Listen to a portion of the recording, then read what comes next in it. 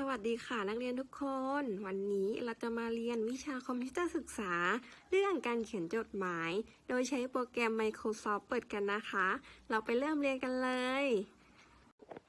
ก่อนที่เราจะไปเริ่มเรียนกันเรามาทำแบบทดสอบก่อนเรียนกันก่อนนะคะโดยให้นักเรียนนำโทรศัพท์มือถือขึ้นมาสแกน QR Code ได้เลยค่ะ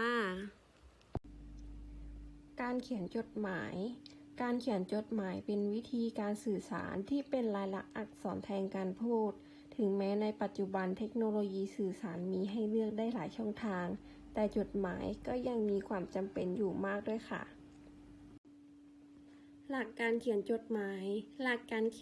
ยอันดับแรกนะคะก็คือเขียนให้ถูกต้องรูปแบบตามที่นิยมใช้กัน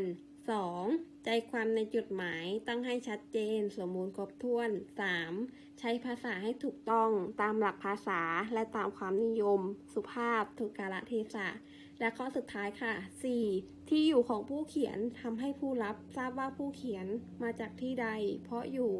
ข้างบนคือสถานที่เขียนจดหมายไม่ใช่บ้านของผู้เขียนเสมอไปผู้เขียนต้องระบุที่เขียนจดหมายไว้ด้วย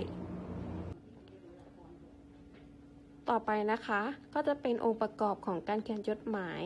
ก็จะมี 1. ที่อยู่ของผู้เขียน 2. วันเดือนปีที่เขียนจดหมาย 3. เนื้อหา 4. คำขึ้นต้นห่างจากขอบกระดาษด้านซ้าย1 นิ้ว 5. คำลงท้ายอยู่แนวเดียวกับที่อยู่ของผู้เขียน 6. ชื่อของผู้เขียนอยู่ใต้คำลงท้ายล้ำเข้าไปเล็กน้อยค่ะต่อมานะคะเรามาเรียนรู้การทำจดหมายในโปรแกรม Microsoft Word กันเลยค่ะตอนนี้นะคะเราอยู่ที่หน้าเดสก์ท็อปของหน้าจอคอมพิวเตอร์นะคะขั้นตอนแรกเลยนะคะเรามาเรียนรู้เกี่ยวกับเครื่องมือใน Microsoft Word กันเลยค่ะอันดับแรกนะคะเราก็ต้องไปที่ปุ่ม Start เพื่อที่จะเข้าโปรแกรม Microsoft Word ค่ะจากนั้นหาโปรแกรม Microsoft Word ค่ะ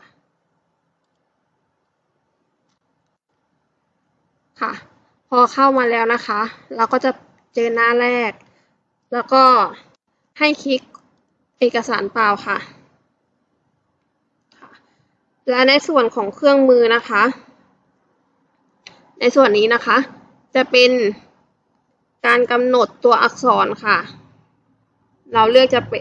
กเป็นอักษรนิวนะคะและอันนี้นะคะจะเป็นขนาดของตัวอักษรเราก็จะเลือกเป็นขนาด14ค่ะแล้วต่อไปนะคะอันดับแรกก่อนที่เราจะไปทำจดหมายเราต้องมาตั้งค่าหน้ากระดาษกันค่ะแล้วก็มาที่เค้าโครงจากนั้นก็มาที่ขนาดนะคะเราจะเลือกเป็น A4 ต่อมาค่ะเราก็จะมาทำการพิมพ์จดหมายกันค่ะแล้วก็มาที่การส่งจดหมายจากนั้นเริ่มจดหมายเวียนแล้วเราก็คลิกคำว่าจดหมายค่ะ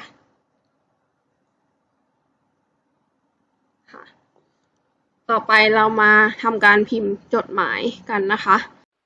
รูปแบบการเขียนจดหมายในหน้ากระดาษ1จะแบ่งเป็น4ส่วนที่4นะคะอยู่บนสุดเลยก็คือที่อยู่ของผู้เขียนนั่นเองค่ะระบุให้ชัดเจนเนาะต่อไปค่ะส่วนที่2นะคะก็คืออยู่ในบรรทัดย่อหน้าที่อยู่ในส่วนที่3นะคะก็คือวันที่เดือนปีวันที่เขียนเป็นตัวเลขได้เลยนะคะต่อไปค่ะคำขึ้นต้นอยู่ในส่วนที่1นะคะคำขึ้นต้นว่าเราจะเขียนถึงใครเช่นพ่อแม่คุณครูต่อจากคำขึ้นต้นค่ะย่อหน้าเข้ามานิดนึงก็คือเรื่องที่เราต้องการเขียนในเนื้อหาของจดหมายนั่นเองนะคะเขียนเรื่อยๆจนจบเลยค่ะจนสุดท้ายในส่วนที่3ด้านล่างนะคะคือคำลงท้ายและข้างล่างของคำลงท้ายก็คือชื่อนามสกุลผู้เขียนค่ะต่อไปนะคะเป็นการเขียนจดหมายเป็นตัวอย่างการเขียนจดหมายลาป่วยโดยใช้โปรแกรม Microsoft Word ค่ะอันดับแรกนะคะอย่างที่คุณครูบอกไปส่วนที่4ก็คือที่อยู่ของคนเขียนรองลงมาอยู่ในส่วนที่3ก็คือวันที่เห็นไหมคะว่าวันที่เขาเขียนจากวันชื่อเดือนและก็ปี